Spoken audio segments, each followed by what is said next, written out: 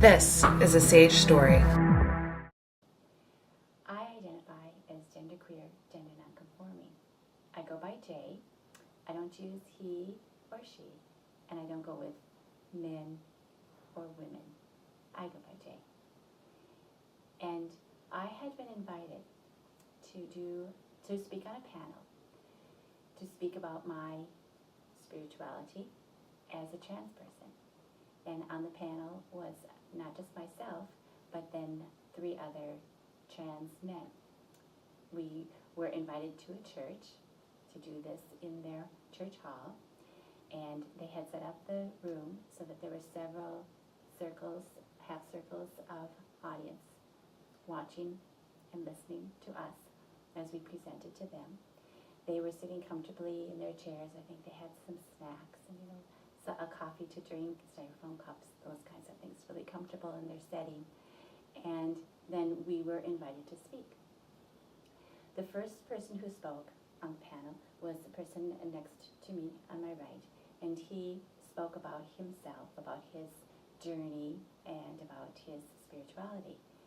And initially I was feeling apprehensive about speaking to this church group, but I had wanted to share, wanted to be a part of the experience, that they could understand the journey it is for different people.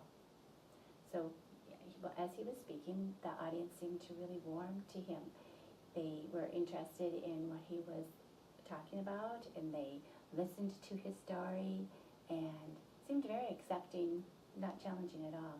In fact, somebody in the audience even mentioned about having known him, and that the denomination that they were a part of actually had found that he would be an excellent candidate for ministry, so he was really well accepted. And I had been feeling really apprehensive, and then I listened to that, and I'm getting calmer, and I'm thinking, this is probably going to be one of those really good experiences. So then it was my turn to speak, and I explained that I'm not part of the binary. I don't identify as a man or a woman, gender nonconforming, and that's just a part of who I am. It wasn't really, I don't have a need to identify, and that in my journey, I remember very young, I wanted to be an altar boy, and then I remember being very interested in preaching authoritatively, so having that background and understanding, so I could preach about justice, and I wanted to be ordained. And I shared that with the group, and they listened, and then they said, well, one question, so why don't you just identify as a man or a woman? What is that? I said, well, I don't feel comfortable. I'm not either a man, I'm not a woman, I'm a person. And I fit outside those boundaries. And they seemed kind of confused, and so another person had another question about, well, really, seems like you're just a tomboy. So I think I could see you identifying as a tomboy. And I said, well, okay, the idea here is that I'm identifying myself, and you're speaking of your perception of me, which are 2 different things. And that I do honor folk as they identify as male or female, and I can certainly accept and see that that's how many people identify, that I'm in a minority, but I don't identify as a man or a woman. It just doesn't work for me. And then another question, and another brief response from me on my identity, and I'm thinking, where's the story about spirituality here? And then something happened, and that little spark of discomfort turned into anger. And one of the participants, the people who was in the audience, started to speak loudly and, wave their arms and say, now, you have created for us an unsafe space because you are not answering our questions. You need to answer what we're asking. We've spent a lot of time making this a space where questions are asked and then they're answered clearly.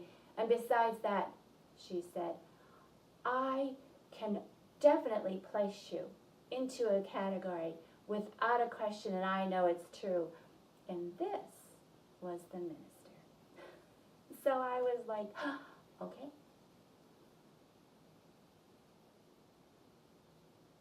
It knocked the wind out of me. And I thought, wow, how could this be?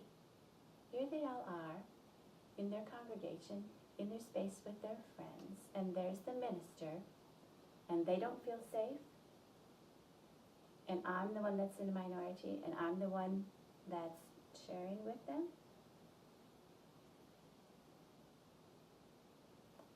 You know, it's so hard to understand people's reactions sometimes. And it's hard not to want to just get up and leave, which was my first reaction. I did want to get up and say, well, be seeing ya. But that's not what I did. I stayed and I waited.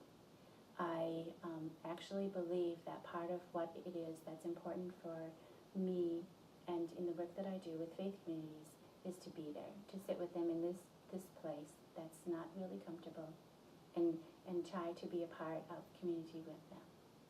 So I'm thinking, so what happened to the story on spirituality? And I thought, well, you know, maybe this is the story. Maybe our work that we have is about learning to care about neighbor as self. You know, my friends love me and they care about me, Jay. I don't have to even identify or define or explain. They know who I am and they love me for it. So you might think, do you think you'll go back and continue to work with faith communities? And I'd answer, yeah, you can bet your life on it. Am I going to go back to that faith community? Well, Share your story at sageusa.org/sage.